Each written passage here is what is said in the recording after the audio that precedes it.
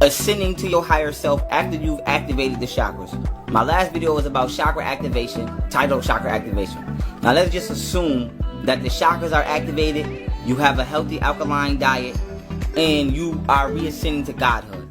What you have to do now for the final step to activating godhood is to reestablish the correct understanding you have with your body.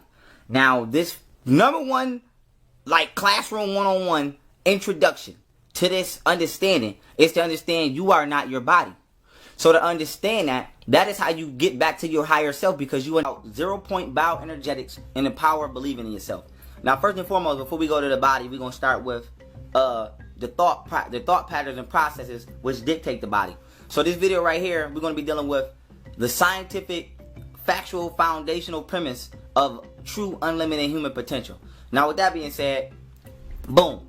First of all, your imagination, right, and your physical, your imagination works on the same motoring system in the brain as you actually performing physical actions. So with that being said, the same neurological pathways that thoughts interface on throughout your neurological and your nervous system is interfaced and intertwined with the same neurological pathways until 2015. Yes, that's a fact.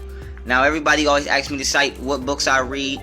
First and foremost, I want to let y'all know, black people, it's not about just reading books and learning before I cite these books. You gotta be a detective, alright? You can't just read books and think, oh, this book is, because it's always lies mixed in truth. Now, some people be right on with their books, but then you have, like, you might have a white person who write a great book, but he unknowingly put some flaws in there because he doesn't know the full truth. So you take the truth out of the book and you get what you can from it. I try to read books by black authors, but when it comes to certain types of books, you must go into white authors, and you must know at least enough black history to be able to pull the truth out of the book. Now, with that being said, black people, I'm gonna start y'all off with two books: The Destruction of Black Civilization by Chancellor Williams and Stolen Legacy by George James. Now, those are two great black history books. Destruction of Black Civilization takes you through every civilization we ever had as a black people and how it was destroyed by Caucasians, starting from about, let's just say, 4000 BC approximately. I can't think of the approximate date, and it comes all the way up to date. And then this Stolen Legacy teaches you how the Greek philosophy and the Greeks and everybody in whites period stole all African teachings and philosophy. Descendants of the Anunnaki. I want to show this genetically and through the bloodline. And quite frankly, if you don't believe me, I don't give a fuck. You can go get who you want. You can go get the Pope. You can go get whatever scientist you want to get. Please go get them. But with that being said, it's time to show and prove. So here's my phone I broke. My camera's broke. I don't know if y'all order to understand. This video right here is about evil, where evil comes from, and how it exists. Now, first of all, in order to understand evil, you have to understand good and its source.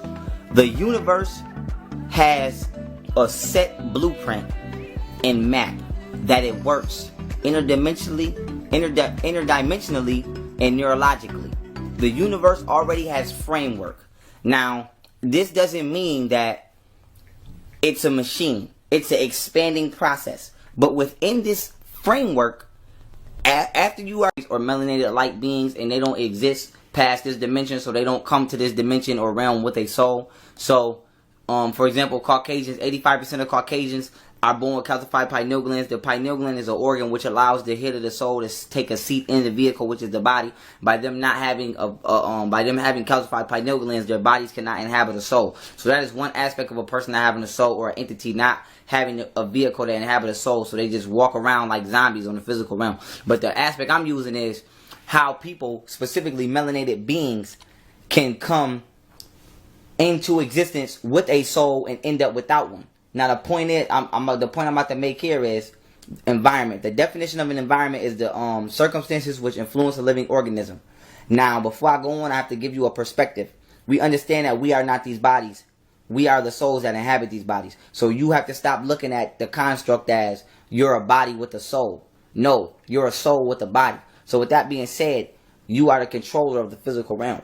Now, what happens is when the physical realm becomes overwhelming with negative phenomena, the soul can no longer want to take place in that experience and eject. Now, an example I'm going to give you of this is, you have people who go through such life traumatic situations that they actually disconnect from themselves. Now, before I break that down, I'm going to give you the connection. The emotional body is the middle. It's the medium. So the emotional body connects your physical body to your spiritual body.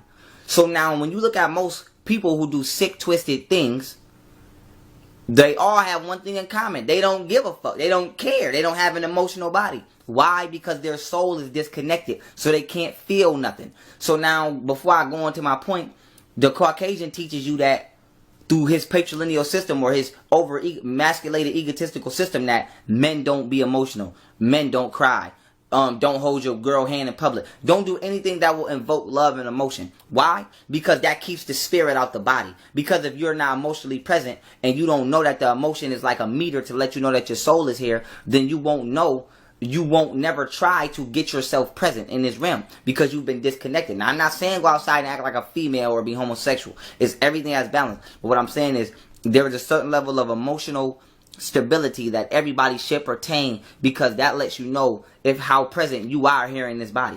Now, going back to my point, let's say a little girl or a little boy has been molested or touched when they was kids or their whole life. We all grew up in hellish house homes. Now, with that being said, you can go through something so traumatizing that you blank out. That you do what we call blank out. Your soul disconnect. It doesn't want to be here. So you physically going through the motions, but spiritually, you gone. Because it's just like an airplane that's finna crash. Just like when you know that a bad experience is coming, you hit eject. And you let the plane go through its phase. Same thing with the body. The soul, if the soul is put into a negative experience that it's not strong enough to handle, and your mind of the individual is not strong enough to handle,